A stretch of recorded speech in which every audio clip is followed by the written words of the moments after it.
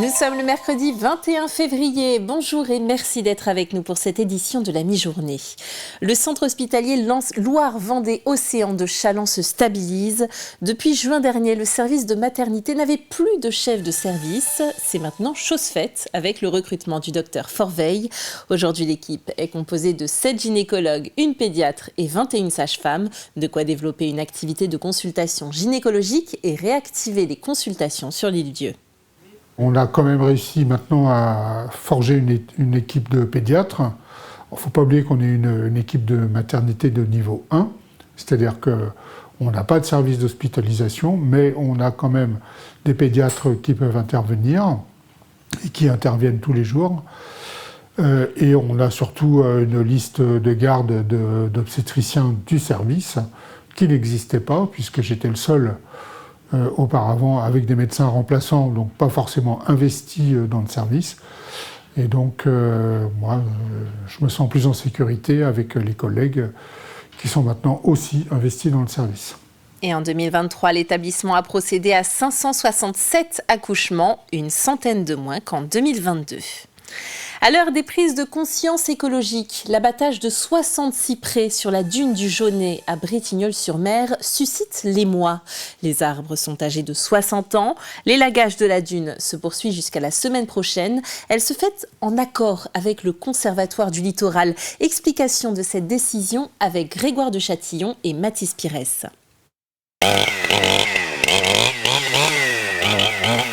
Quelques coups de tronçonneuse auront suffi pour abattre ces cyprès âgés de 60 ans. Depuis quelques semaines, inutile de venir se promener sur les dunes du Jaunet et de la Sauzet pour voir ces arbres.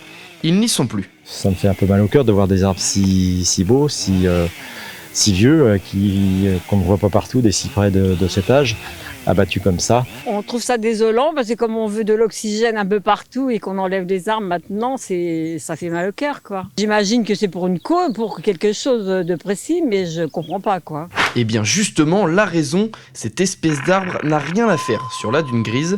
À la base, dans cet endroit, aucun arbre ne devrait pousser, mais pourtant d'anciens propriétaires en ont planté. Alors, pour retrouver la flore locale, il faut les couper. L'habitat dunaire, c'est un sol qui est pauvre en fait. Et là, vous voyez, de toute façon, c'est simple, hein, on peut... Bon, là, on est sur du sable, hein, mais à l'endroit où il y a des cyprès, en général, le sol, il est très très noir et il y a beaucoup de matière organique en fait. Et en plus, c'est très acide. La particularité des résineux, notamment des cyprès, en fait, c'est que du coup, ça va acidifier le sol, ce qui est très mauvais en fait pour les plantes caractéristiques de l'espace dunaire en fait. Ces plantes spécifiques poussent donc plus loin dans la dune. On va aller là. Là où les sols ne sont pas acides. La dune grise est un habitat qui est effectivement en voie de disparition, qui est en nette régression au niveau national, et c'est un habitat qui doit être protégé. 4 de ces cyprès sont toutefois préservés, jugés en bonne santé, ce qui n'était pas le cas des 60 autres selon le Conservatoire du Littoral. L'adjoint au maire de Bretignolles-sur-Mer fait face à de nombreuses critiques depuis le début des travaux. Moi-même, la première fois que je suis venu ici et que j'ai vu tous ces arbres, je me suis dit que c'était quand même assez joli à regarder.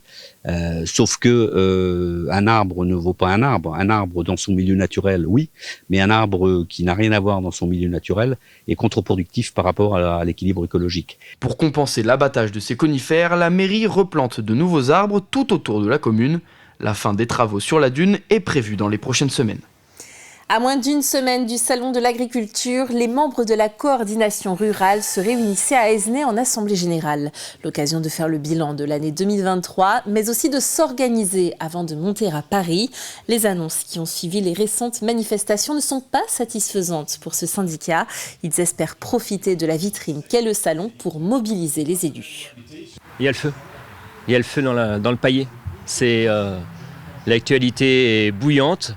Et nous pensons à la CR que, je dirais, nos élus et plutôt en haut, disons, nos ministres se moquent de nous. Au Salon de l'Agriculture, c'est un vrai temps fort parce que c'est le nôtre, déjà. Ça nous permet de montrer notre excellence. Et ça, c'est très bien. C'est aussi un moyen de communiquer avec les élus. Mais ce n'est pas la fin.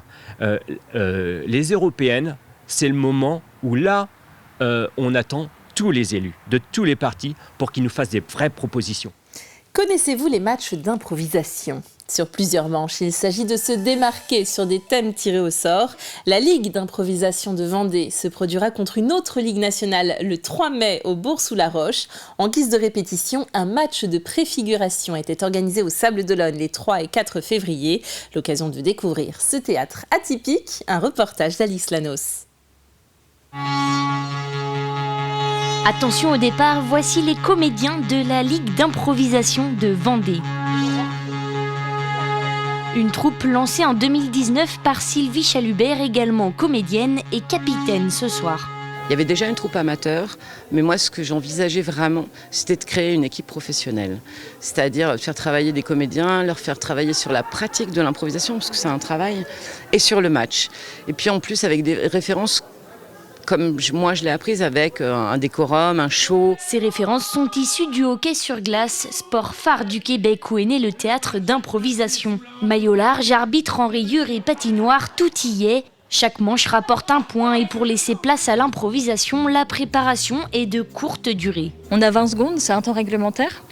Et l'idée, c'est de savoir, quand on est en mixte par exemple, de savoir à quel personnage on veut partir, quelle est l'idée forte et quel est l'enjeu de ce personnage pour qu'il puisse aller rencontrer le personnage de l'équipe adverse et puis construire une équipe ensemble. Dans ces matchs, faire équipe est primordial pour la fluidité du show et même s'il s'agit d'improvisation, il y a des façons de travailler cela. On va travailler sur nos références, les références des autres, l'écoute intense.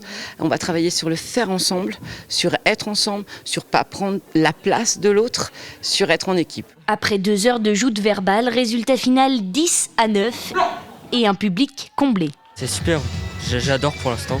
Il y a vraiment des choses intéressantes, ouais. Ah ouais, ils sont hyper créatifs. Hein. Ouais. Et il y a beaucoup de créations dans leur...